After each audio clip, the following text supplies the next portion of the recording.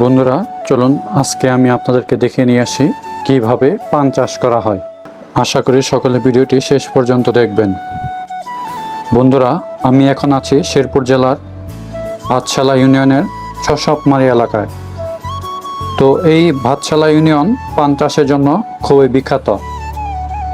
শেরপুর জেলায় যারা বসবাস করেন এবং পানের সাথে পরিচিত তারা অবশ্যই ভাতশালার বয়রা এলাকার পানের কথা অবশ্যই শুনে থাকবেন।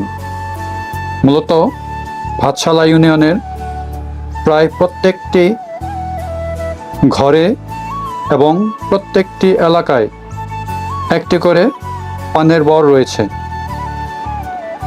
পান চাষ করার মাধ্যমে এই এলাকার প্রত্যেকটি চাষি মাসে প্রায় 4 থেকে 5 লক্ষ টাকা রোজগার করছে।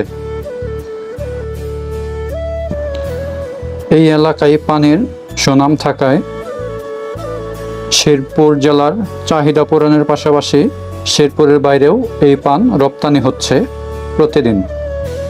প্রতিদিন সকালবেলায় স্থানীয় গ্রামে বা বাজারে ভোর 5টা থেকে সকাল 7টা পর্যন্ত পাইকার বা পান ব্যবসায়ীরা ভিড় করে। এই পান শেরপুরের বিভিন্ন এলাকা বা বিভিন্ন দোকানে পৌঁছে যায়। স্থানীয় চাহিদা পূরণের পাশাপাশি দেশের বিভিন্ন জায়গায় এই পান রপ্তানি করা হয়। তো বন্ধুরা ভিডিওটি এই পর্যন্তই। আশা করি আপনারা ভিডিওটি কমেন্ট করে শেয়ার করে দেবেন।